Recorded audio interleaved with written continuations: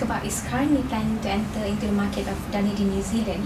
Can you tell us a little bit about the background of your company? Alright, sure. So basically, Kyros Kebab company is a fast food chain that serves Mediterranean meals including kebab wraps, chicken tandoori, beverages and other side dishes. Chiu Si Kong is one of the founding members of Kyros Kebab. Kyros International Berhad, formerly known as Getmore Group Sdn Berhad, operated under the trade name Kyros Kebab. Inspired by the name of Mediterranean delicacy called kebab, they realized at the time the delicacy was available only at limited places. They took the opportunity to create something big out of it and spread the joy of the meal to Malaysians. As they rose to prominence, customers flocked in from everywhere. In 2003, they merged with CAB Cekaran Group, which is a group principally engaged in 4 business divisions, namely Kyros Kebab headquarters is located in Jalan Sengambut Lentang in Kuala Lumpur, Malaysia.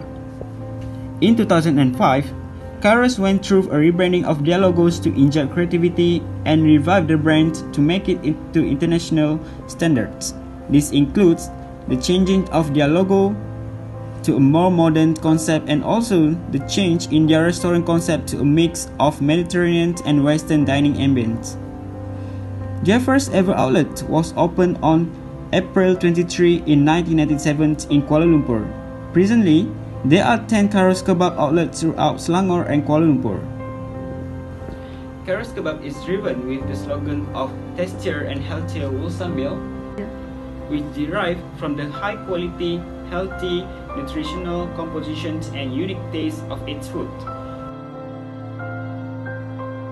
Its menu range from main meals such as black pepper sauce spaghetti to side orders such as garden salad and sausage salads. Of course, who can forget their very own specialty, which is the kebab itself. The kebab is priced at a range of 11, which is the original wrap, to 12 ringgit and 50 cents at most, which are the kebab meat with fries or rice and spaghettis. There are many benefits when it comes to consuming Kyros Kebab. First and foremost, it is a halal product with a certificate from Department of Islamic Development Malaysia, JAKIM. So, Muslims can enjoy the kebab without any concern. It can also be eaten by health-concerned individuals because it has a greater variety of healthy meal options to choose from.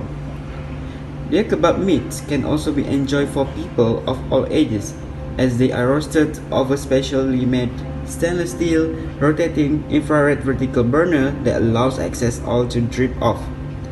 This makes their kebab meat beautifully roasted, soft yet lean and low in fat and cholesterol.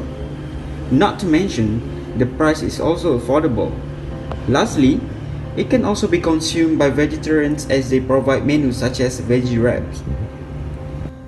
The current target market for Kyros Kebab in Malaysia will be for families and office workers who want convenience and delicious meal simultaneously, as most of the restaurants are located in populated regions such as the shopping malls. Their other target market will be Southeast Asian countries as they have franchises located in Brunei, Singapore and Indonesia. Foreign countries such as the Middle East, US and Europe may be the upcoming target of Kyros to explore the international market. However, we also need to know about the ingredients of the Kyros Kebab. In this video, we are focusing mainly on the original wrap. The ingredients used for this comes in either a Lebanese or tortilla bread. It is stuffed with fresh, crisp vegetables such as cucumbers and tomatoes, and succulent meat of customer's choice, which is chicken, lamb, beef or mix, and finally topped with Kyros special sauce. Extra filling for kebab such as pineapple, mushroom, kidney beans, cheese, and extra meat can also be included upon order by the customers. About the ideology in New Zealand, can you explain more?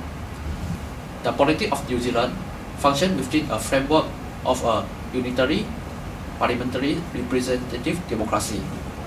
New Zealand is a constitutional monarchy in which a hereditary monarch. Since 6 February 1952, Queen Elizabeth II is the sovereign and head of state. Executive power in New Zealand is based on the principle that the Queen reigns but the government rules. Although an integral part of the process of government, the Queen and her Governor-General remain politically neutral and are not involved in the everyday aspects of governing. Ministers are selected from among the democratically elected members of the New Zealand Parliament. Most ministers are members of Cabinet, which is the main decision-making body of the government. The Prime Minister is the most senior minister, chair of the Cabinet, and thus head of government. Holding office on commission from the Governor-General, the office of Prime Minister is, in practice, the most powerful political office in New Zealand. The government is accountable to Parliament for its action and policies. The country has a multi-party system, in which many of its legislative practice derive from the unwritten conventions of and precedents set by the United Kingdom Westminster Parliament. However, New Zealand has evolved variations. Minority governments are common and typically dependent on confidence and supply agreements with other parties. The two dominant political parties in New Zealand have historically. How about the food culture in New Zealand? The food culture of New Zealand. New Zealand cuisine is largely driven by local ingredients and seasonal variations. An island nation with a primarily agricultural economy, New Zealand yields produce from land and sea. Similar to the cuisine of Australia, the cuisine of New Zealand is a diverse British-based cuisine with Mediterranean and Pacific Rim influences as the country becomes more cosmopolitan. Historical influences came from Maori culture, New American cuisine, Southeast Asian, East Asian, and South Asian culinary traditions have become popular since the 1970s. In the 19th century, British settlers in New Zealand tried as much as possible to reproduce the foods of their homeland. In the early stages of colonization, this was difficult as many ingredients were unavailable. Pakeha settlers ate native birds and fish. A major difference between British and Pakeha food was that meat was much more readily available to all social classes in New Zealand, whereas in 19th century Britain, labourers ate meat in very small quantities. In New Zealand, they could have it for every meal. Since meat was a high status food in Britain, British settlers in New Zealand ate vast quantities of it. Many immigrants have brought their different cuisines to New Zealand and often open ethnic restaurants and takeaway eateries, giving New Zealanders a chance to try more authentic additions of Japanese, Thai, Malay, regional Chinese, Indian, and other Asian cuisines. Over time, these ethnic cuisines have been gradually accepted by Pakeha and Maori New Zealanders. Consequently, most New Zealand cities have a wide variety of ethnic restaurants, and foods such as kebabs are served virtually everywhere. The food trends in New Zealand, such as the Mediterranean cookery, did not become mainstream in New Zealand until the dawn of 1990s. Vegetarianism had been regarded as an alternative lifestyle for many years, but became more mainstream during the 1980s, even though consistent vegetarians are still rare. Despite encouragements by the Ministry of Health and their allies for people to eat less meat and more cereals, fruits, and vegetables, a highly meat-based diet remains a part of New Zealand culture. Most New Zealanders eat their main meal, known as dinner or sometimes tea, in the evening. Most families living in one household try to eat dinner together several times a week. The formality and structure of these meals varies from family to family. Most families eat takeaways, such as fast foods, fish and chips, or Chinese food about once or twice a week. In the summer, the barbecue is common, generally as a social event. Guests will usually be invited to bring beer or wine, and on occasion meat which the host will cook. Similar Maori gatherings will often feature a hangi. When the indigenous Maori arrived in New Zealand from tropical Polynesia, they had a number of food plants. Like other Polynesian people, Maori cook food in earth ovens, known in New Zealand as hangi, a pit in which meats or fish are cooked with vegetables. The pits are further covered with foliage and cloth, and then earth. Other cooking methods included roasting, and in geothermal areas, boiling or steaming using natural hot springs and pools. A deep hole is dug in the ground and lined with red hot stones and covered with vegetation. The food is then placed on top, and the whole oven is sprinkled with water and sealed with more vegetation. The hole is filled with earth and left to steam for several hours. New Zealand culture celebrate togetherness with their family and friends. Most of the time, they would have a proper dine-in at the restaurants once or twice a week. Now, I will explain the detail of the economy in New Zealand in order for Kyros Kebab to enter this market.